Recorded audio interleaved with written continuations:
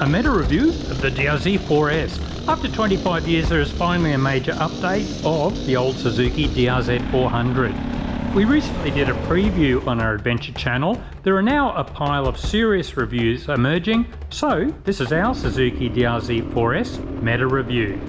What's good? What sucks? How does it compare to the competition? And who should buy this bike? Okay, so what's good? Everyone concurs the upgraded engine is great. It's smoother, it has less vibration, which is good for road riding. It appears to have a bit less maximum horsepower, but a bit more torque. We think the tighter emission laws have countered any serious power gains, so a new exhaust and ECU remapping could result in a fair bit more power. The suspension, seriously better. It won't handle aggressive enduro riding like an enduro bike, but most riders agree it's going to work really well for dual sport riders up to 100 kilos in weight. Ditto for the brakes. Larger brake discs work much better than the older brakes. Electronic aids. Experienced riders usually don't want power modes, ABS and traction control.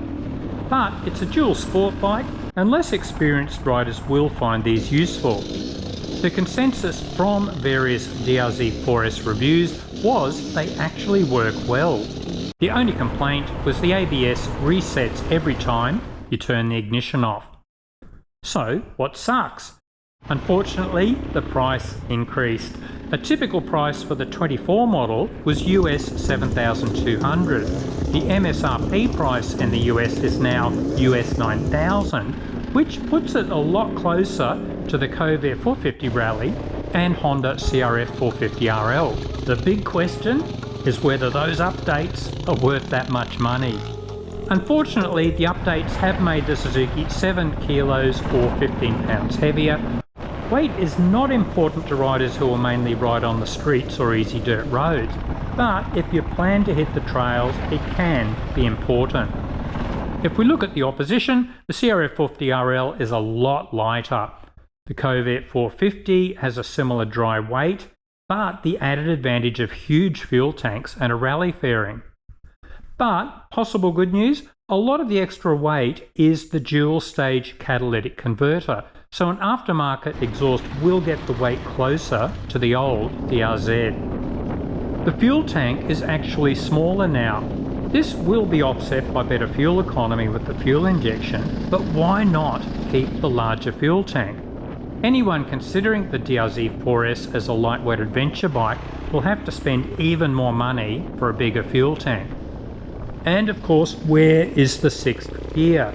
It's long been a criticism of the DR-Z400, but most riders accepted it as part of the low price. Look, most reviews have said the 5 gears will probably be adequate for many riders.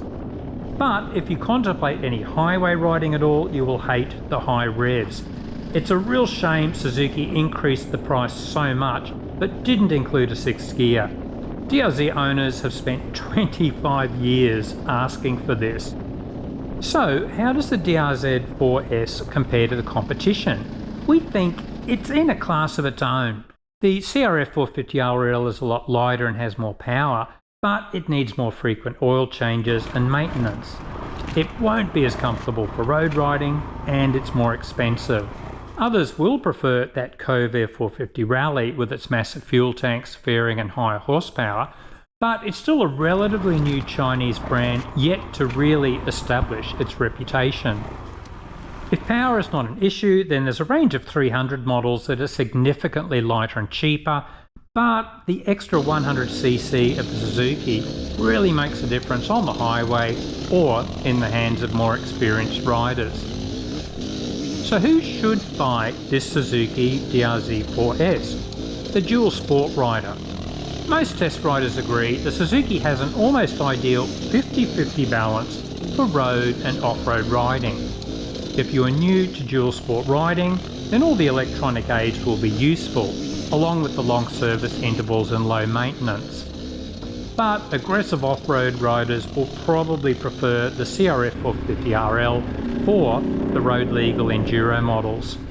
Most bikes fit somewhere on this spectrum. Suzuki aimed exactly at the dual sport category where 400cc models barely exist. and they have priced the DR-Z4S accordingly. Keep in mind though that Beta has their Alp 4.0 coming out. It could be an interesting contender. So what do you think of the upgrades? Do you think Suzuki missed the mark, or did they get it right? Would you buy it? Let us know in the comments.